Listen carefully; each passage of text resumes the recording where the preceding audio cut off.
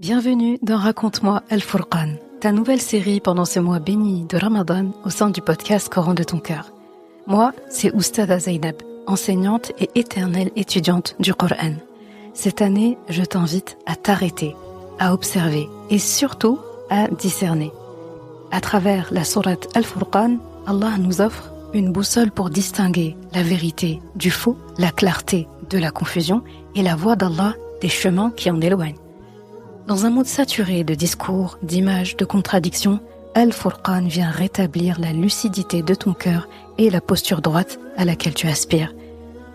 Raconte-moi Al-Furqan, ce discernement offert par Allah pour apprendre à voir juste, choisir juste et marcher droit même quand tout semble se brouiller autour de toi.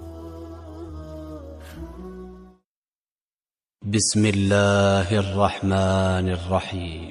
لا تدعوا اليوم ثبورا واحدا وادعوا ثبورا كثيرا قل أذلك خير أم جنة الخلد التي وعد المتقون كانت لهم جزاء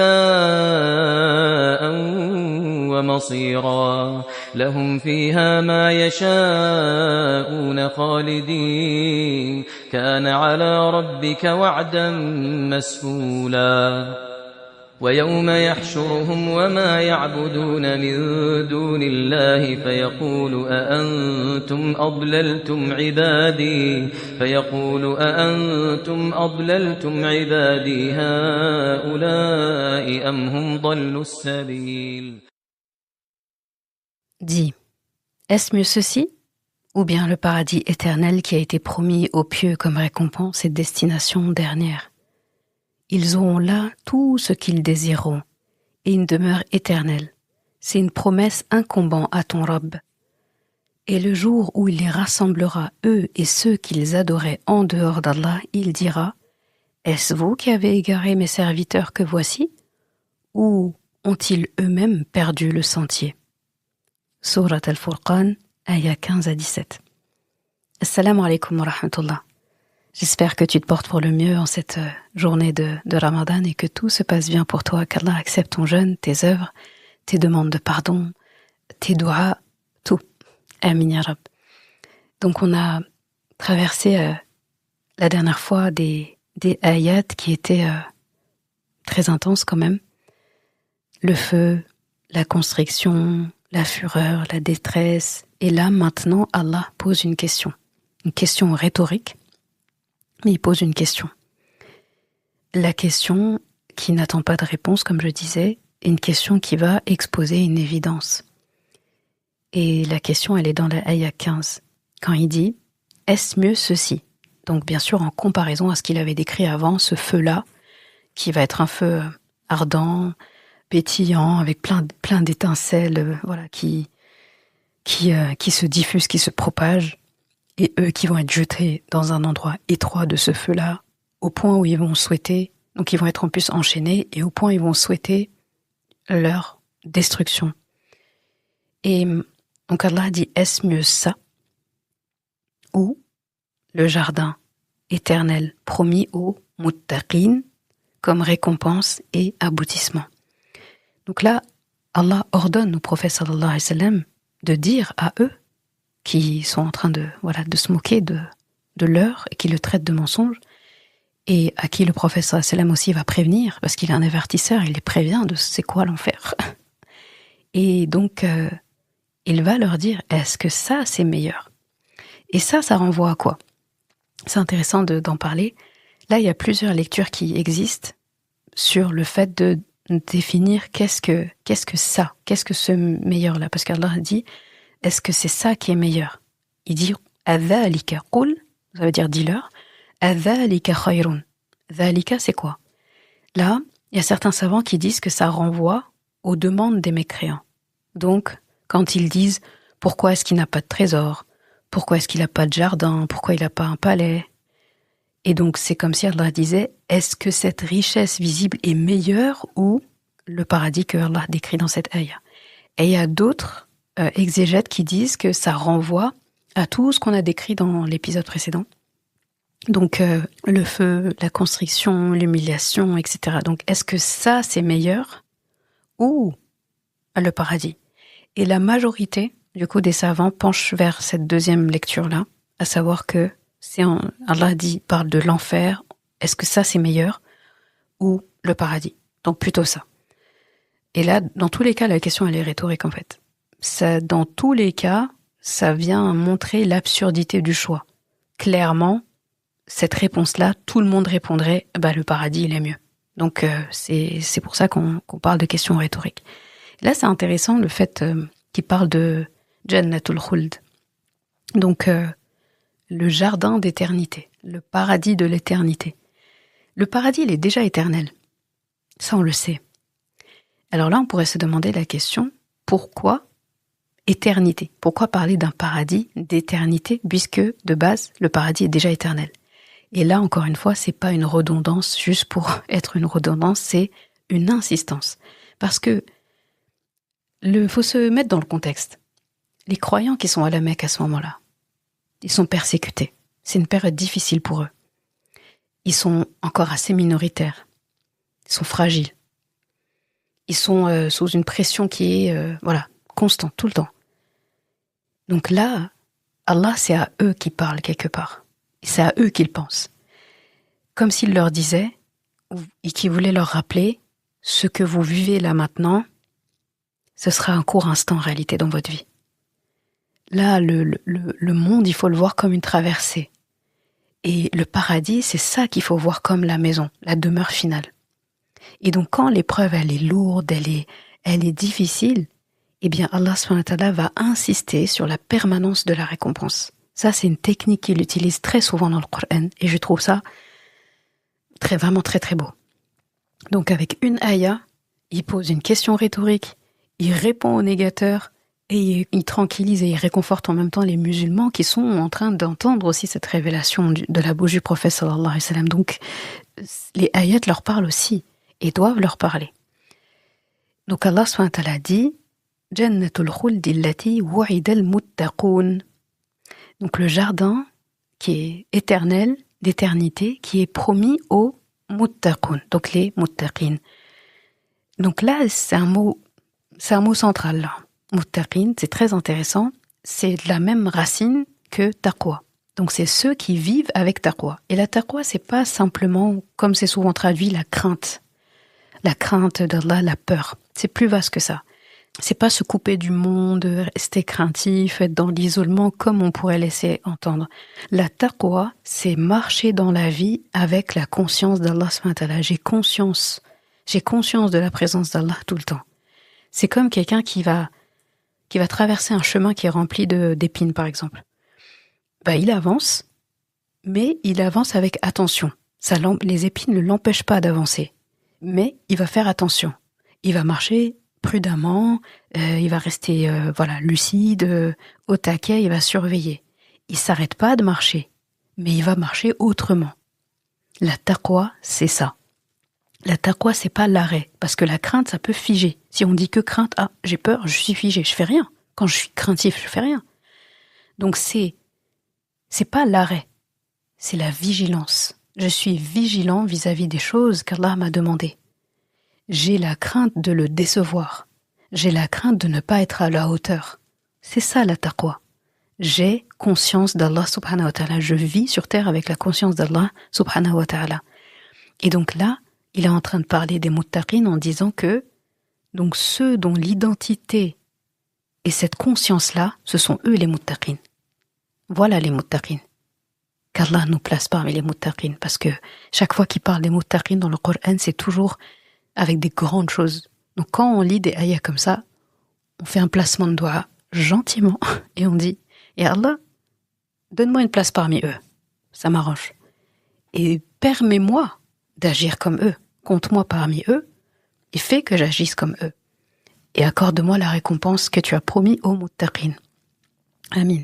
Ya Rab. » Donc, wa'ida al-muttaqin, tous les termes sont intéressants ici. Pour ça, quand il y a des termes, enfin tous les termes sont importants, mais quand certains sont importants pour comprendre la suite, je mettrai un peu plus de temps dessus.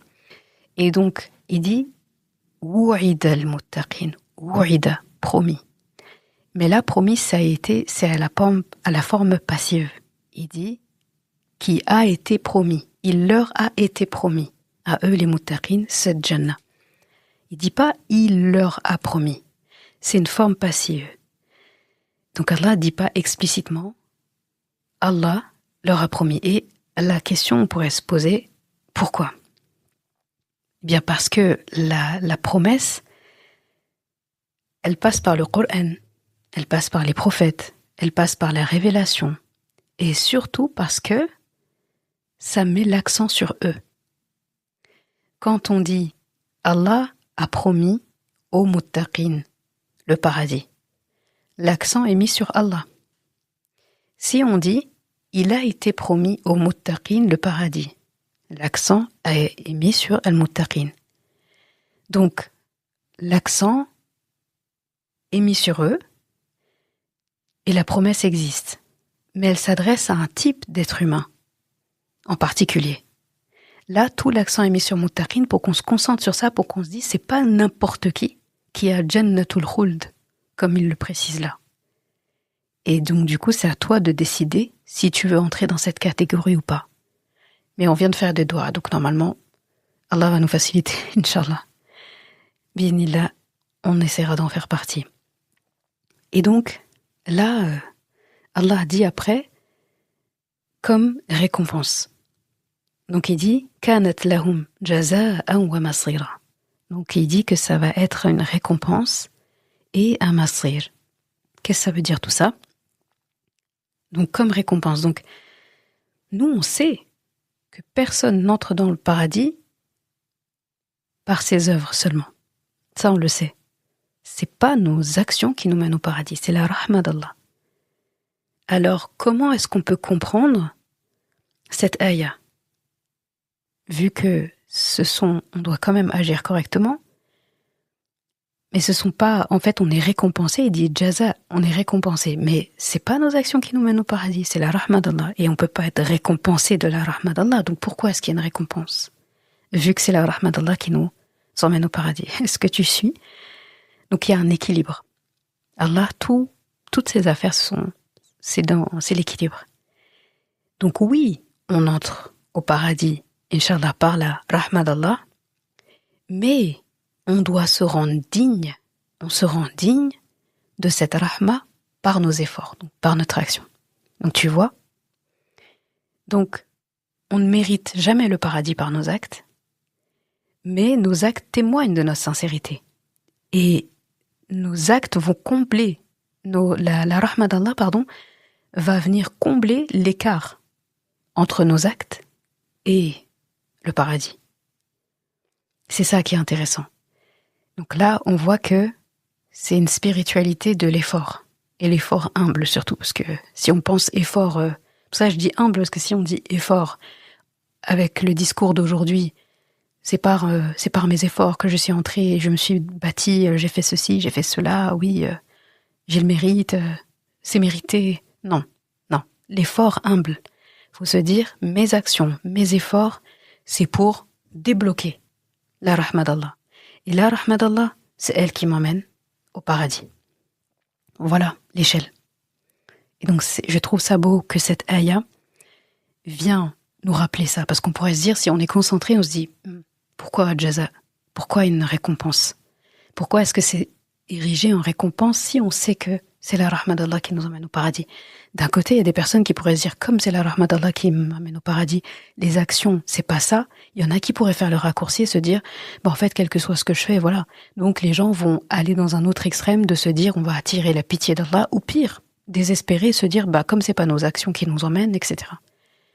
Et il y a les gens qui sont dans l'autre extrême qui pensent qu'il y a que leurs efforts qui les emmènent. Et donc du coup, ils se soustraient à la rahma d'Allah parce que ils deviennent imbus d'eux-mêmes. Ils font en pensant que ça vient d'eux, que c'est la sueur de leur front seulement qui y est. Ceux-là n'ont pas compris la hawla wa la quwwata illa billah. Il n'y a de force et de puissance que Allah. Il y en a pas en dehors d'Allah. Donc Allah subhanahu wa ta'ala nous permet d'équilibrer ça. Ne rentrez pas dans un extrême en pensant que c'est que vous qui faites.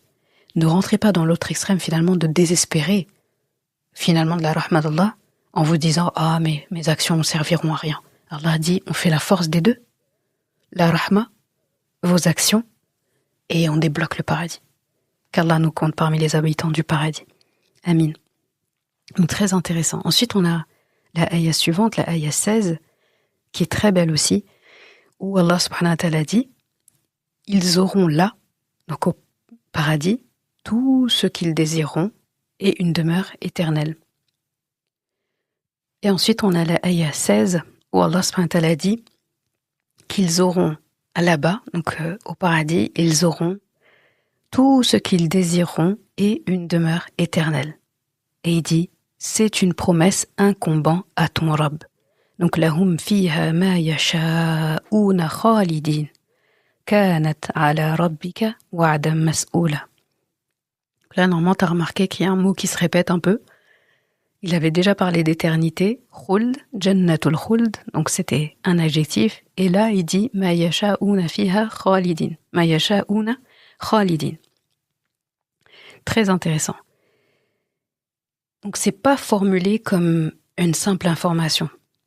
Là, la structure vient insister encore. Allah subhanahu wa ta'ala dit qu'ils auront absolument tout, sans restriction, sans frustration, sans manque. Et Allah ajoute encore que c'est une promesse engageante de ton Rabb. Donc Allah, pourtant, il n'est pas redevable. Il est redevable à personne. Mais il choisit d'engager sa promesse. Par pure générosité. Cette ayah, faut la voir comme pure générosité de ton Rabb. Parce que on est dans un monde aujourd'hui qui est clairement un monde d'instabilité. Et dans cette instabilité dans laquelle on vit, Allah subhanahu wa ta'ala vient nous offrir une certitude. Et je pense dans la vie, si on a des certitudes, c'est les seules choses qui nous font vraiment du bien. Quand je suis certaine ou certain de quelque chose, je me sens bien. Allah subhanahu wa ta'ala nous permet en fait ces certitudes-là. Et si tu remarques à chaque fois qu'il y a une certitude que tu peux avoir dans ta vie, ça a un lien avec Allah. Tu as la certitude que son Coran est bien sa parole. Tu as la certitude qu'Allah existe et qu'il est ton maître. Tu as la certitude que Rasulullah sallallahu alayhi wa sallam a été envoyé et que sa sunna, c'est la bonne voie. Tu as la certitude que le paradis existe. Tu as la certitude que l'enfer existe et que c'est Shaitan qui dirige là-bas. Enfin, qui dirige les gens, en tout cas, qui est le chef de file pour l'enfer. Tu as la certitude que tu aimes tes enfants. Tu as la certitude, en fait, que tu veux le bien. Toutes ces certitudes-là ont un lien avec Allah subhanahu wa ta'ala.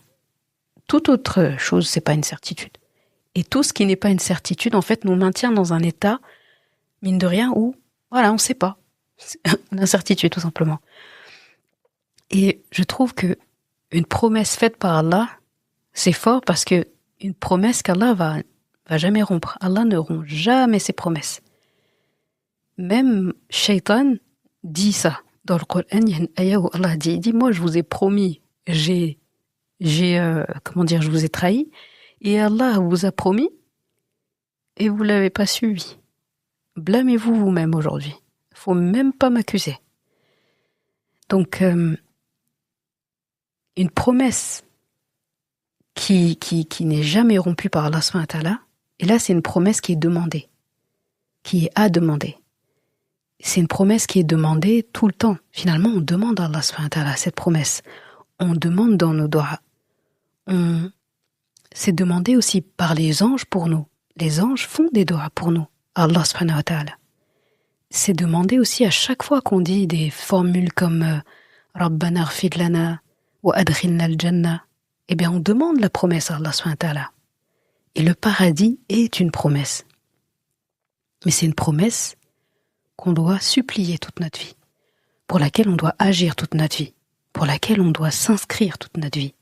C'est comme une inscription qu'il faut renouveler en fait, pour toujours apparaître sur la liste d'appel des habitants du paradis, qu'Allah nous compte parmi eux.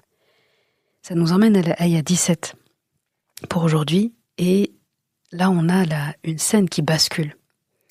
Allah subhanahu wa ta'ala, il décrit le jour où il va rassembler les adorateurs et ceux qu'ils adoraient. Donc les idoles, voilà, il va tout rassembler tout le monde. Les humains idolâtrés, tous, voilà, tout le monde. Même les objets. Et Allah subhanahu wa ta'ala demandera, est-ce vous qui avez égaré mes serviteurs? Mes serviteurs? Là remarque la formulation, mes serviteurs.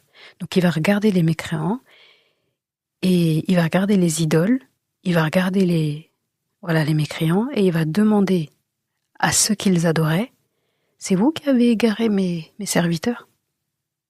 Donc là, on est déjà en train de dire c'est aberrant parce que il avait dit quelques ayats avant que les idoles, ceux qu'ils adorent, ils peuvent rien. La yamlikuna mautan wala hayatan wala nushura.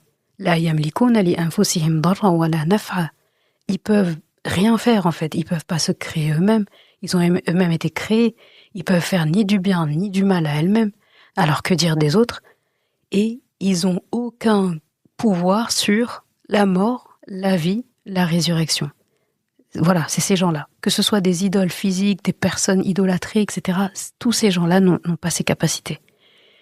Allah va regarder ceux qui sont idolâtrés et il va leur poser la question.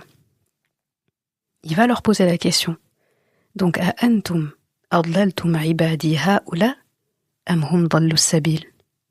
Est-ce que c'est vous qui avez égaré mes serviteurs que voici, ou est-ce que c'est eux qui se sont perdus?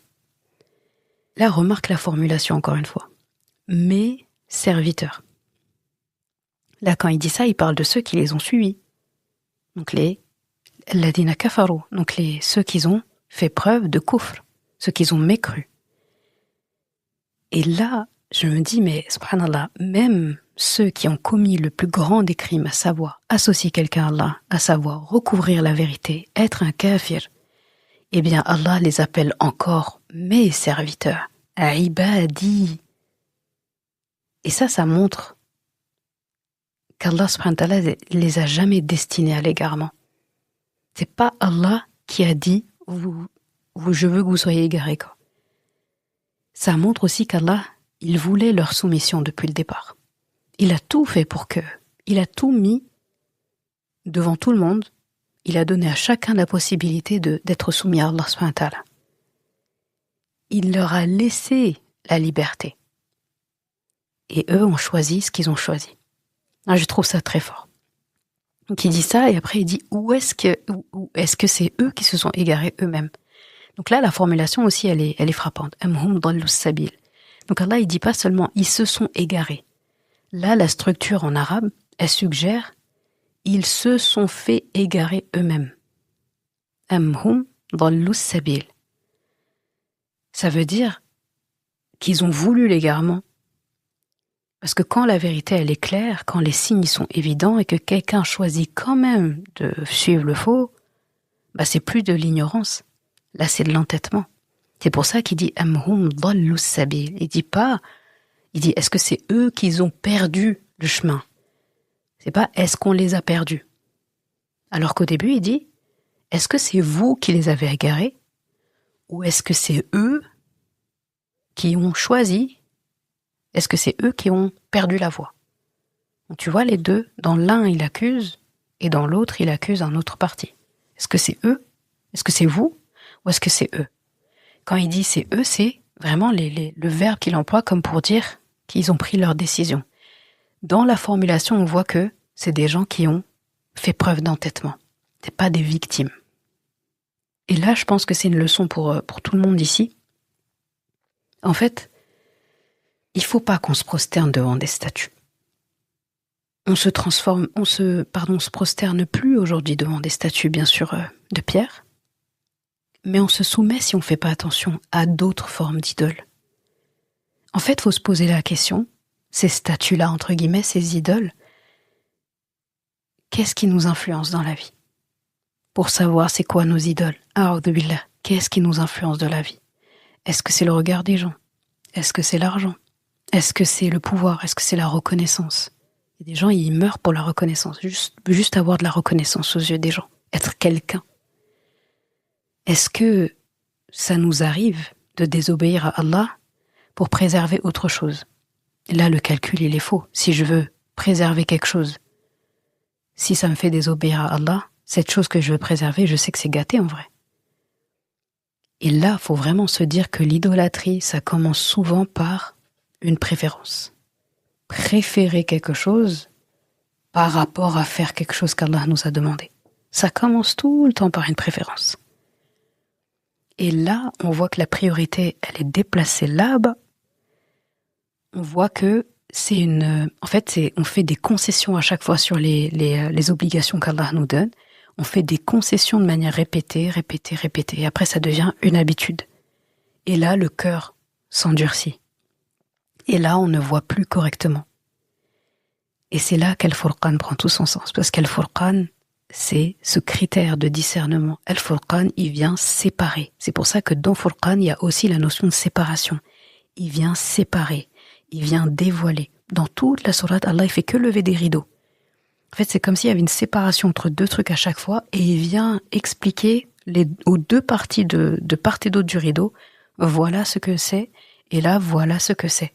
Il sépare clairement la vérité du mensonge. Tu vois, d'ailleurs, les termes reviennent. Vérité, mensonge, paradis, enfer, droiture, perdition, corruption, et l'inverse aussi. Voilà, il met tout, en fait. Il met tout en opposition, et il dévoile les choses.